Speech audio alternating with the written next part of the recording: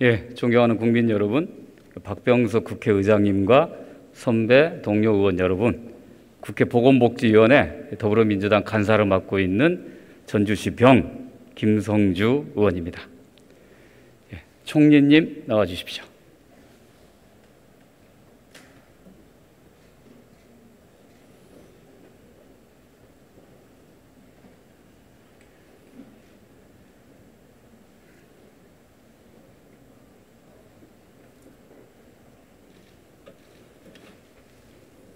예, 반갑습니다, 총리님.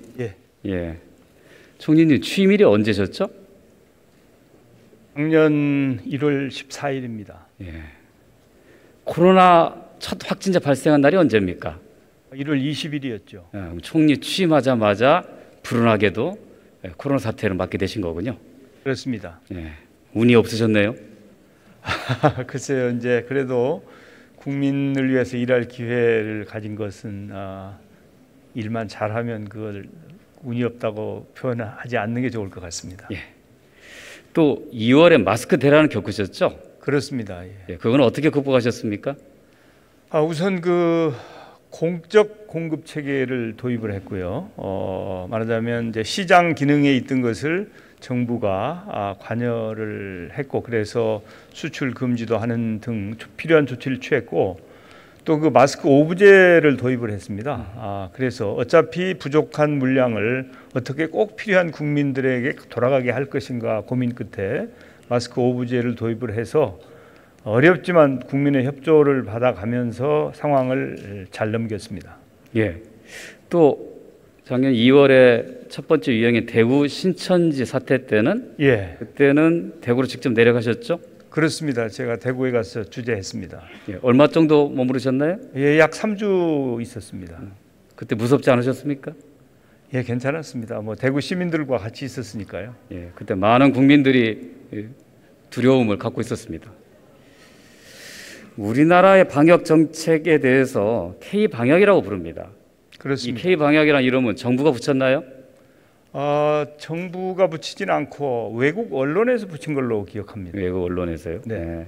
근데 사실 K 방역이 대단한 건 아닙니다. 그 대단하다는 의미는 그렇게 복잡한 게 아니다. 그러니까 초기에 진단 키트를 빨리 만들어내고 3T 테스트, 트레이스, 트리트 이거를 잘 한 것이 K 방역의 성과라고 얘기를 합니다. 또 한 번 감동이 있었죠. 우한에 있는 우리 교민들을 전 세계를 보내서 데려와서 안전하게 생활치료센터에서 치료한 적이 있습니다. 그때 상황은 어떻게 기억하십니까? 예, 그 3T 전략이 주요했고 우리 방역의 핵심을 투명성, 개방성, 민주성, 그래서 국민들께 소상하게 사실을 보고 드리고 국민들의 협조를 구해서 국민과 함께하는 방역, 그런 노력을 했었고요. 또 국가는 국내에 있는 국민을 보호할 책임도 있지만 해외에 나가서 애쓰고 계시는 이 해외 주재원들이나 또 우리 교포들까지도 우리 정부가 잘 보호해야 되는 것이 정부의 존재의의다. 그래서 금방 말씀하신 것처럼 중국을 비롯해서 전 세계에 걸쳐서 이 코로나 때문에 걱정하시는 우리 국민들을 국내로 모셔와서 안전하게 이제 코로나로부터 이렇게 차단을 할 수 있었다 하는 것이 정부의 자부심입니다. 예. 그래서 외신도 한국의 방역은 다른 나라의 롤모델이라고 많은 외신들이 평가하기도 했습니다. 자, 그런데 이 코로나는 대한민국에서 여전히 현재 진영형입니다.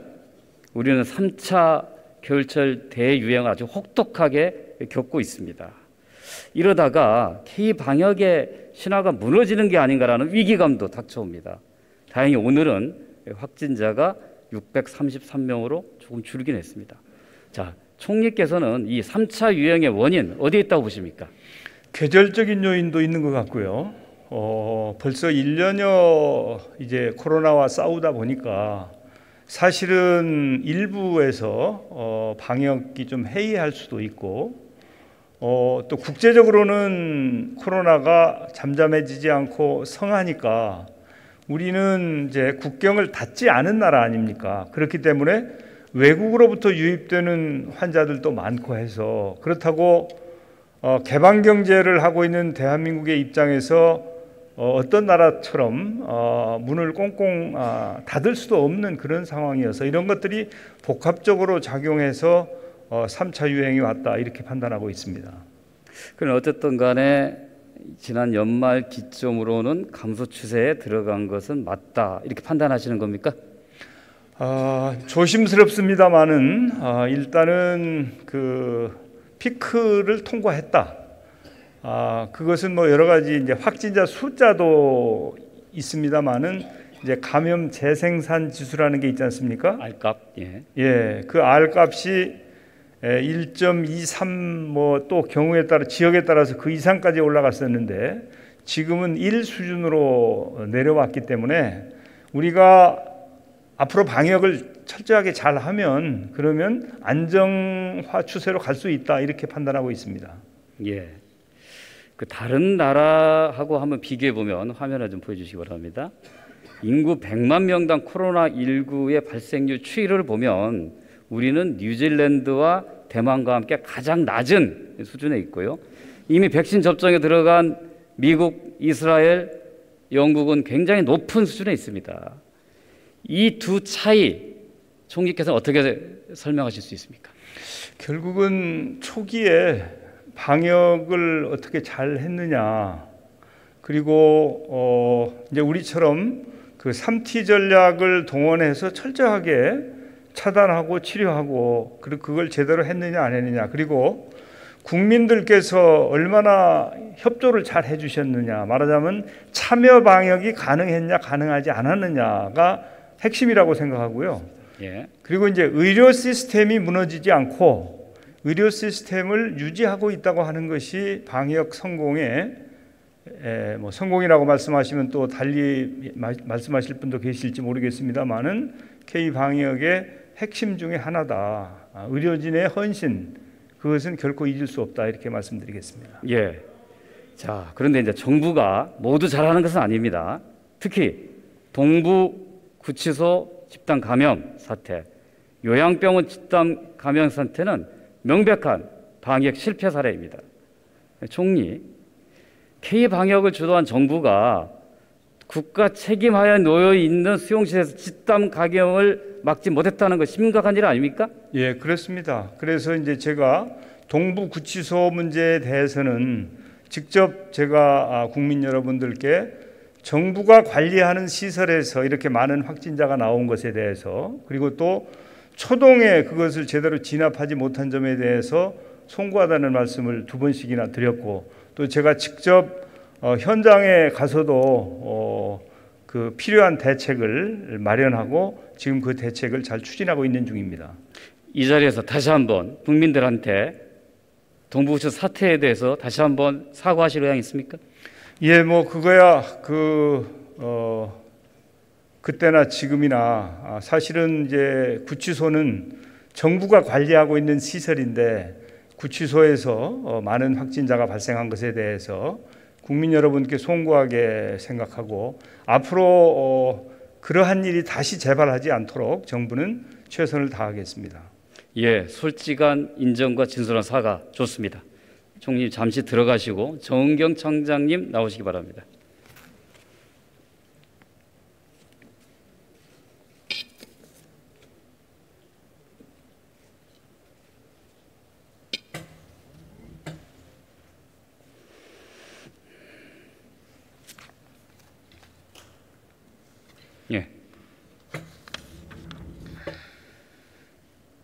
예, 코로나 방역 상여론관으로 고생이 많습니다. 열심히 하겠습니다. 팔은 좀 나으셨습니까? 네, 좋아지고 있습니다. 예. 작년 11월 27일 동부구치소 교도관이 최초로 확진됩니다. 그 후에 교도관 10명이 추가로 확진됩니다. 왜 이때 전수조사를 안 했습니까? 처음에는 교도관 직원들이 먼저 확진이 돼서 역학조사를 시행해서 밀접 접촉자에 대해서는 직원과 또 재소자에 대해서도 검사를 계속 진행을 했었습니다. 재소자에 대해서도 한 390명 정도 검사를 시행을 했는데 12월 14일까지는 양성으로 확인이 된 재소자는 없었습니다. 그래서 그때까지는 전수조사보다는 밀접 접촉자 중심의 조사를 진행을 했고요. 12월 14일 날 재소자가 한 명 확인되면서 전수조사를 진행하게 되었습니다. 이런 주장이 있습니다. 진작 전수조 때 했다면 대량 감염 사태는 막지 않았겠느냐. 현재는 저희가 감염 경로나 확산된 그 경로에 대해서는 합동 역학조사가 진행 중에 있습니다.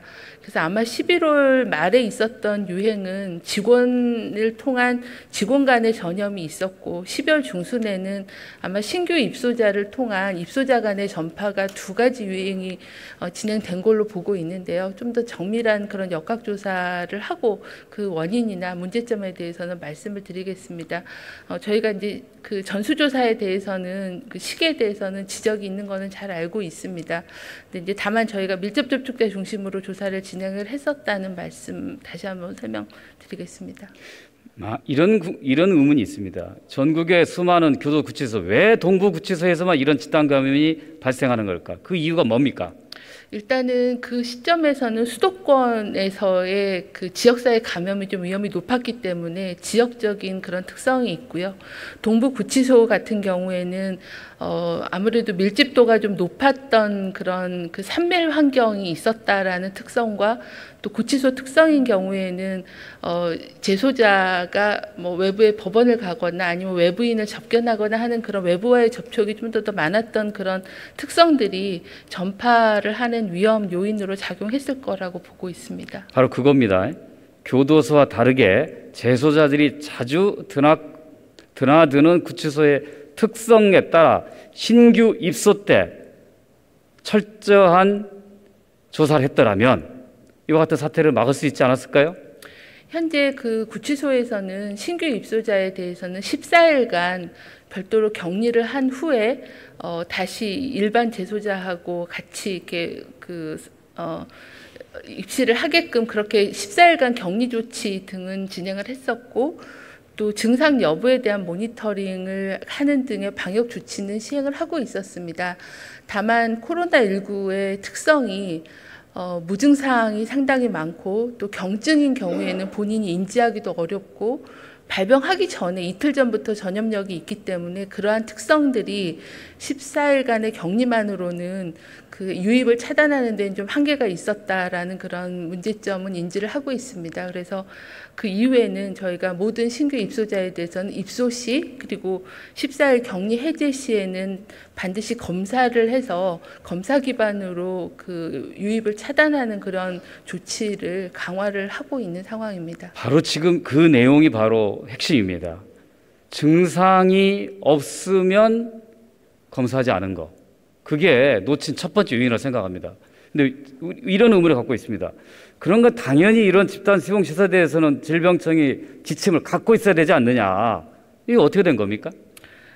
교정 시설에 대해서는 말씀드린 대로 증상 모니터링과 격리 조치는 진행을 했지만 검사 기반의 조치를 시행하지 못한 거는 일부 아쉬움이 있고 문제라고 생각을 합니다. 그래서 그 부분에 대해서는 조치를 해서 검사 기반으로 철저히 관리하도록 하겠습니다. 예. 다시 복지부 장관께 질의하겠습니다.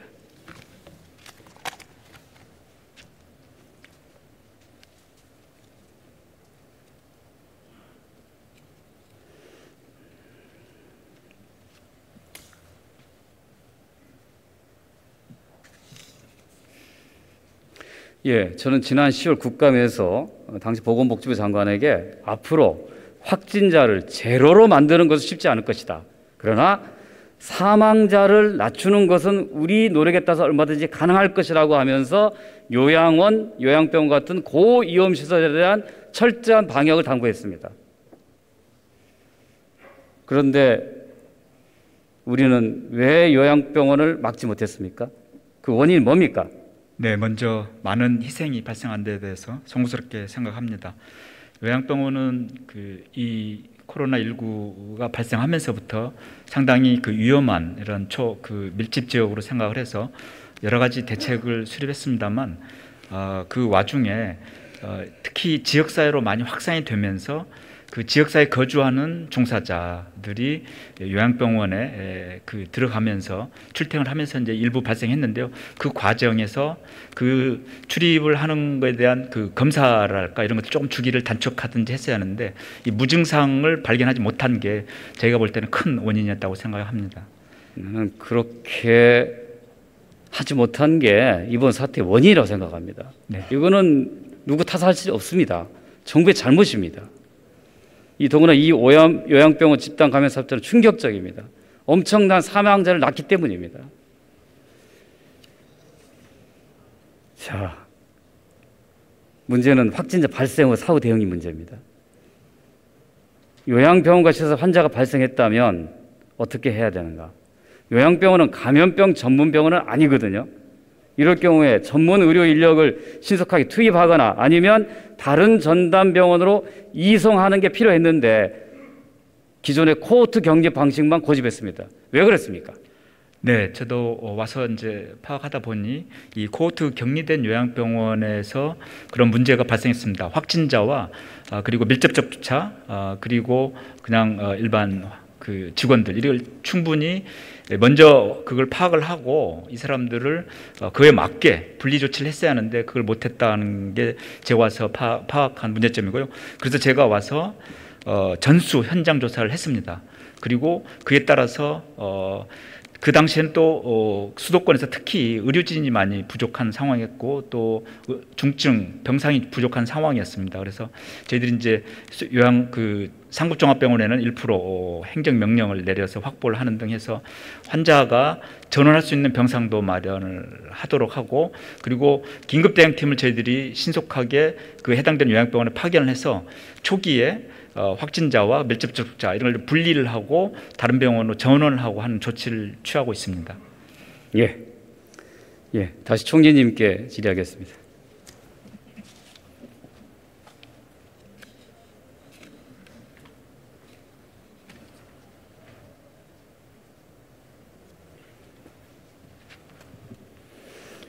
예, 많은 국민들께서 백신에 대해서 궁금해하십니다. 예. 백신 접종 언제 시작합니까? 2월 달에 시작할 예정입니다. 2월이면 구체적으로 초, 중, 말 언제입니까? 그것은 특정하기는 쉽지 않습니다만은 일단 2월 달에 시작은 할 수 있을 것으로 판단하고 있습니다. 네, 그거를 많은 국민들이 이해를 못합니다. 2월 며칠 하겠다. 왜 정부가 답변하지 못하느냐? 총리 답변해 보십시오. 예. 그 백신과 관련한 계약서에 보면 일반 그 상업 관련 계약서하고는 좀 다릅니다. 그래서 그 공급 시기나 이런 부분에 대해서 특정이 잘 안 돼 있습니다. 분기 이런 식으로 되어 있고요. 그래서 국민들께 정부가 어떤 보고를 드리면 그게 차질이 생기지 않아야 정부의 신뢰가 유지될 터인데 그래서 정부로서는 쉽게 일방적으로 언제다라고 말씀드리는 것이 쉽지 않습니다. 현재 이제 1분기에 어느 정도를 공급하겠다 하는 정도만 되어 있는 것이지 날짜가 예를 들어서 정확하게 월별로 아니면 주 단위로 이것은 확정이 되지 않은 상태이기 때문에 현재로서는 정부가 2월 후반에 시작합니다. 이렇게만 말씀드리겠습니다. 이런 의문이 있습니다. 지금 맨 먼저 접종이 예상되는 아스트라제네카 백신의 경우에 현재 우리나라 안동에서 생산하고 있지 않습니까? 그렇습니다. 근데 왜 이거를 우리가 접종하지 못하느냐 이런 의문입니다. 그것은 우리 식약처에서 사용 승인을 받아야 됩니다.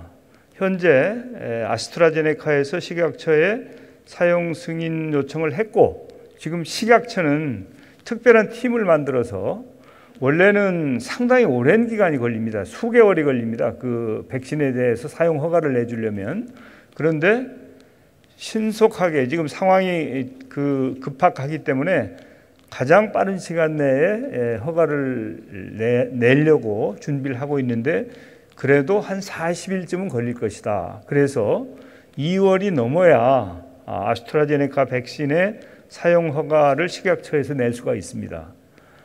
그래서 이제 정부에서는 사용 허가가 2월쯤에는 나올 것으로 생각을 하고 접종에 필요한 사전 조치를 지금 TF를 만들어서 철저하게 준비를 하고 있습니다.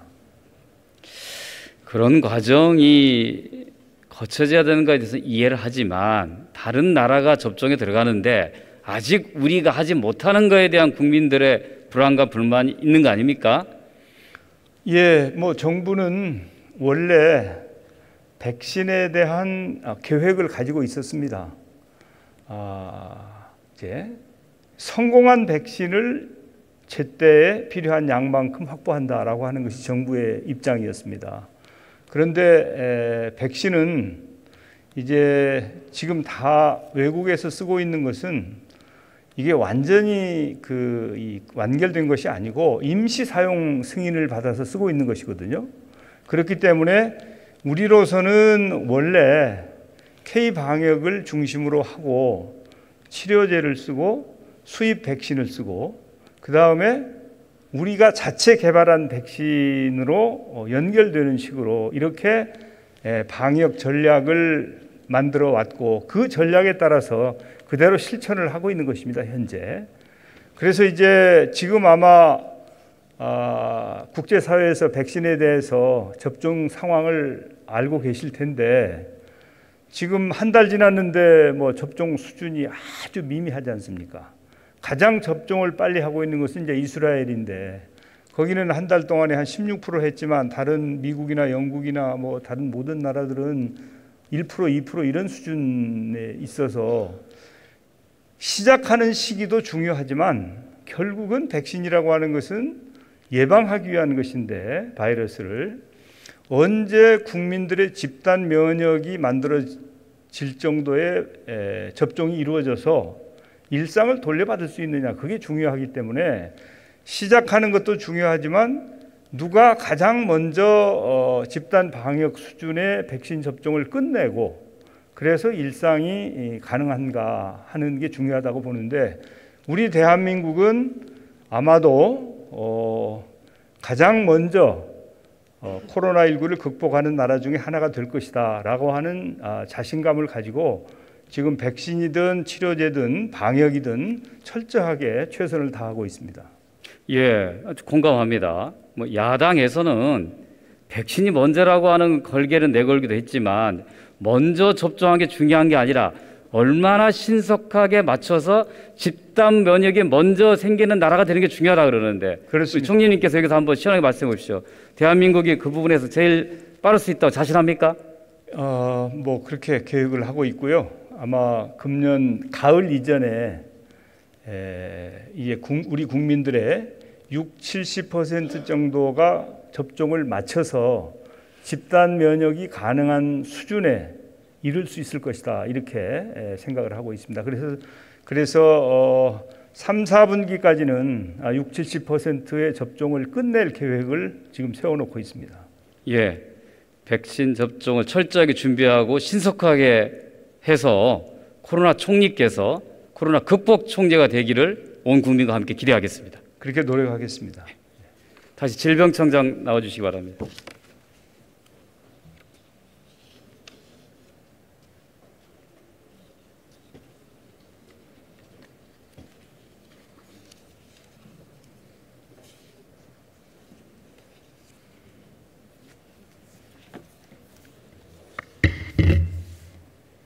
자, 이제 우리 철저한 방역과 함께 백신과 치료제를 잘 활용하는 것이 이 코로나 위기로부터 벗어나는 중요한 관건이 될 것입니다. 현재 국내 백신과 치료제 개발 도입 현황은 어떻습니까? 현재 그 백신에 대해서는 여러 회사들이 백신 개발을 진행하고 있고 올해 말 정도까지는 좀 더 성과를 내기 위해서 범정부적으로 지원을 하고 있습니다.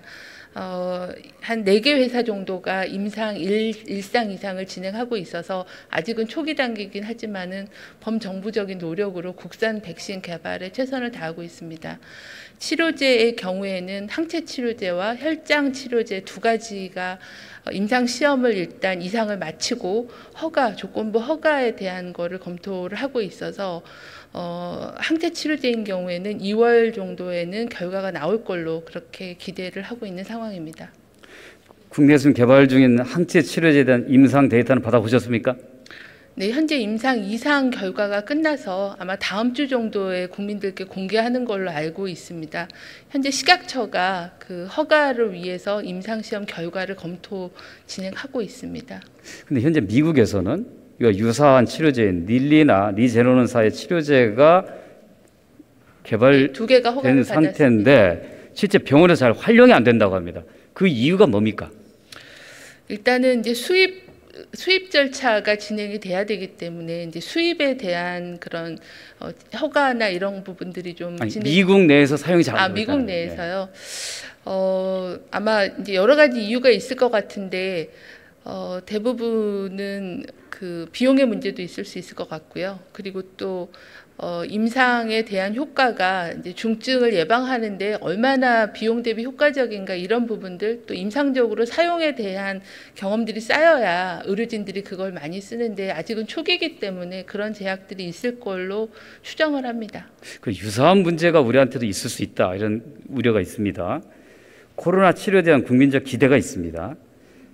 경증 환자가 중증 환자로 넘어가지 않도록 하고 또 사망률을 낮출 수 있을 거라는 기대가 치료제에 대한 기대인데요. 이걸 실제로 투여할 수 있는 환경이 마련되어 있지 않다면 미국처럼 치료제를 투입 못할 수도 있다는 거예요. 이제 우리는 확진되면 생활치료센터나 감염병 전문병원으로 보내는데 자, 어디서 치료제를 투여하는 게 맞습니까? 일단은 항체 치료제의 이제 특징이 경증 환자가 중증으로 이완되는 것을 막아주는 게 주 목적이고 발병하고 가능한 한 초기에 한 7일 이내에 쓰는 게 효과적으로 되어 있습니다. 근데 이제 투약 시점이 늦어지면 투약을 못하게 되기도 하고 효과를 보기도 어려운 그런 측면이 있어서 아마 미국에서도 제약이 되는 부분이 조기 진단이 되는 부분에 대한 장애도 있을 거라고 생각합니다.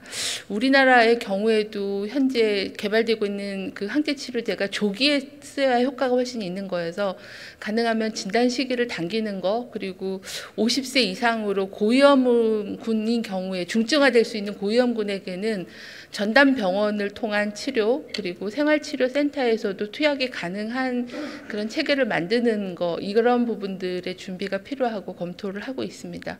아무래도 이게 정맥주사제이기 때문에 그런 정맥주사를 할 수 있는 그런 환경들이, 의료적인 환경이 필요한 상황입니다. 예, 수고하셨습니다. 예.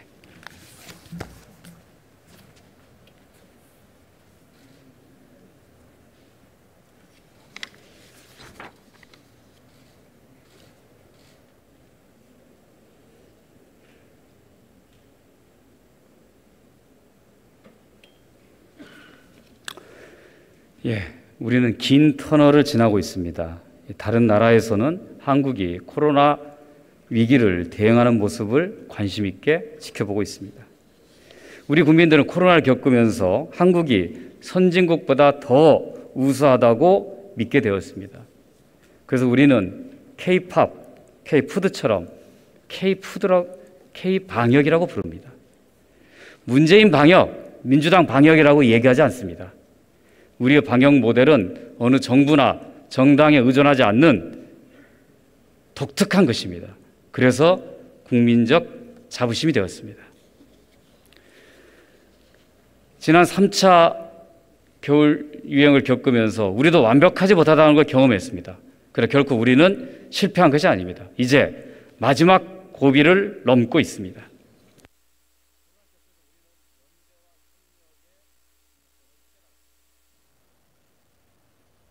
정치가 방역에 우선할 수는 없습니다. 대한민국은 개방성과 투명성을 바탕으로 민주주의 힘으로 반드시 코로나 위기를 극복하는 첫 번째 국가가 될 것이라고 하는 확신을 갖고 있습니다. 경청해 주셔서 고맙습니다.